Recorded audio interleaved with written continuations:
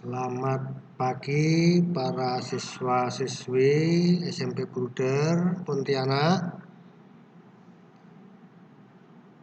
Selamat bertemu kembali dengan Pak Guru untuk melanjutkan pembelajaran ini. Semoga kalian tetap sehat dan bersemangat. Nah, sebelum melanjutkan pembelajaran ini, kita berdoa untuk sesuai dengan kepercayaan masing-masing.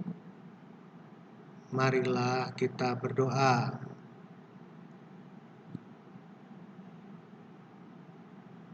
Selesai. Ya, baiklah para siswa-siswi sekalian, kita masih melanjutkan materi yang sebelumnya. Terjun payung dapat dilakukan dari pesawat terbang dengan ketinggian tertentu. Penerjun dapat terjun dan terbang bebas di udara dengan kecepatan tinggi mencapai lebih dari 100 km per jam.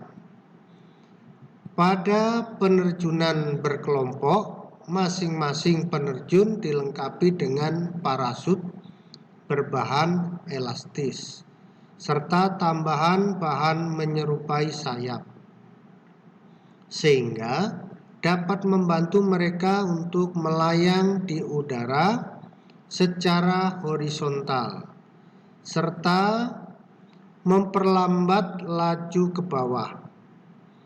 Selain itu, dengan peralatan seperti di atas, para penerjun dapat membuat formasi tertentu secara berkelompok, sehingga membentuk pola tertentu.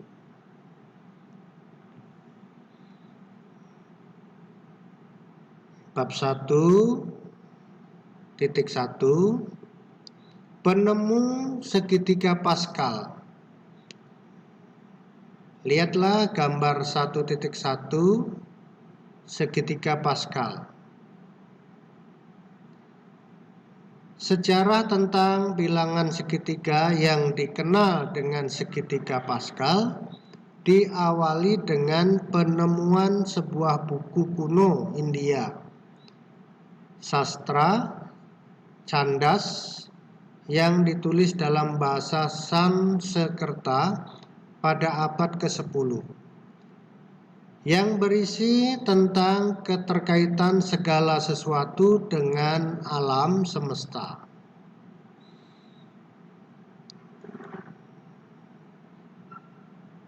Pada kurun waktu hampir sama, segitiga Pascal ditemukan oleh matematikawan Persia atau Iran, Al-Karaji dalam kurung 953 sampai 1029 atau 1029 tutup kurung, dalam menyelesaikan binomial dalam kurung X tambah Y pangkat N dengan menggunakan bilangan segitiga sebagai koefisiennya. Nah, perhatikan gambar 1.2. Satu abad kemudian, matematikawan Persia lainnya yang juga merupakan astronom dan sastrawan atau penyair, yaitu Omar Khayyam, buka kurung, hidup pada lahir yaitu 1048 sampai 1131, mengembangkan topik yang sama, sehingga bilangan segitiga tersebut di Iran disebut segitiga Khayyam.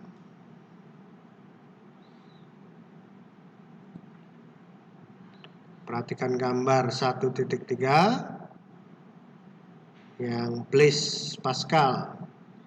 Pascal berhasil mengembangkan bilangan segitiga yang ada sebelumnya ke dalam berbagai aplikasi melalui teori binomialnya.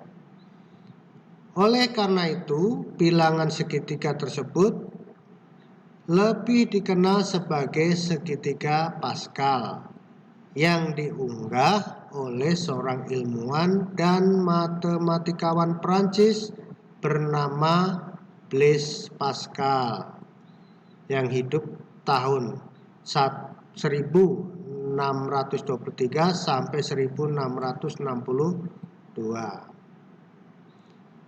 Bilangan pada segitiga Pascal dapat digunakan untuk menentukan koefisien pada penjabaran pemangkatan suku 2 dalam kurung A tambah B pangkat N. Menentukan banyak himpunan bagian dari suatu himpunan secara terperinci dan menentukan keanggotaan himpunan kejadian pada percobaan dalam teori peluang. Selanjutnya 1.2 mengenal pola bilangan. Susunan benda atau objek atau bangun geometri yang teratur dalam pembentukannya dapat membentuk pola-pola bilangan yang menarik. Nah, lihat gambar 1.4. Nah, gambar 1.4 bagian 1 menunjukkan formasi atau susunan bola biliar. Pada susunan bola tersebut berturut-turut terdapat 1 bola, 2 bola, 3 bola, 4 bola, dan 5 bola, sehingga terbentuk susunan bilangan 1, 2, 3, 4, 5 yang merupakan pola bilangan asli. Selanjutnya gambar 1.4. Nah, gambar 1.4 bagian 2 menunjukkan susunan bangun-bangun persegi panjang yang menutupi irisan cangkang keong, di mana masing-masing persegi panjang tersebut mewakili sebuah bilangan, sehingga membentuk susunan bilangan 1, 2, 3, 5, 8, 13, 21, 34, dan 55 yang disebut dengan pola bilangan Fibonacci. Pada pola bilangan Fibonacci, sebuah bilangan diperoleh dari hasil penjumlahan dua buah bilangan yang tepat berada di depannya. Nah, selanjutnya, pola bilangan merupakan susunan atau rangkaian objek yang dibentuk dengan aturan tertentu. Dengan demikian, bilangan-bilangan berikutnya pada suatu pola bilangan dapat kita tentukan jika aturan pembentukannya diketahui. Bilangan-bilangan yang terdapat pada sebuah pola bilangan disebut suku. Misalnya, pada pola bilangan 1, 3, 7, 15, dan seterusnya terdapat suku-suku berikutnya.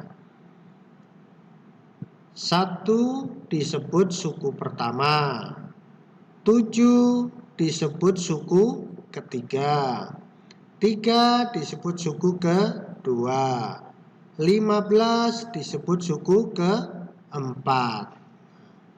Pola bilangan adalah susunan bilangan yang pembentukannya mengikuti aturan tertentu.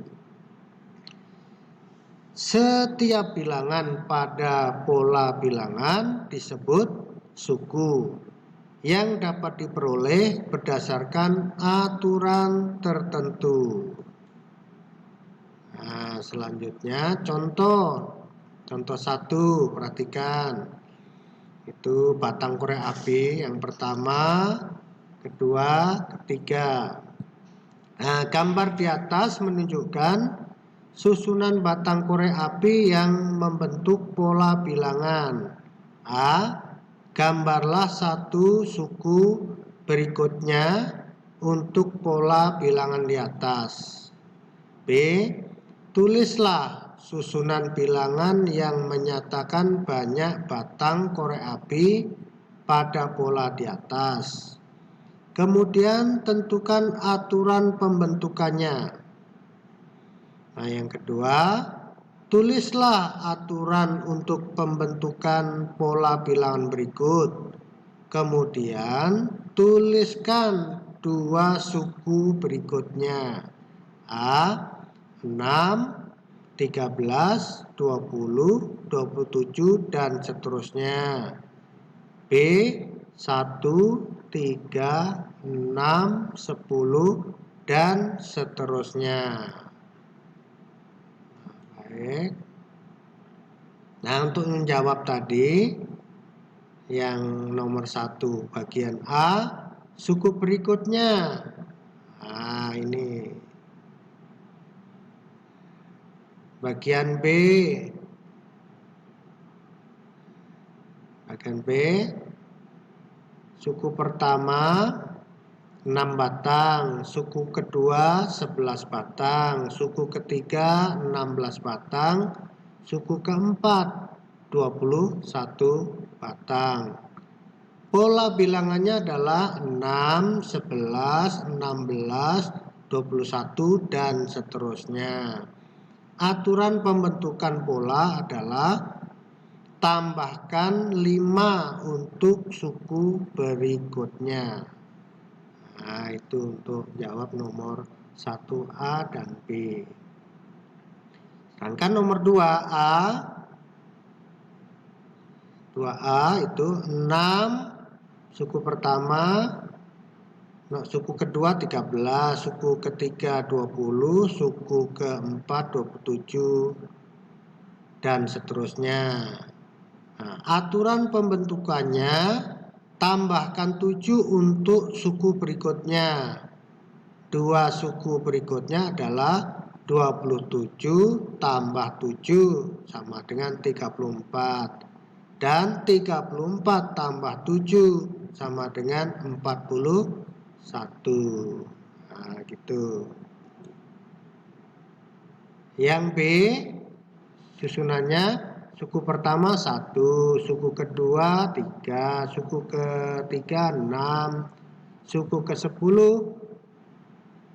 suku keempat 10 dan suku berikutnya. Nah, itu yang kita cari. Nah, perhatikan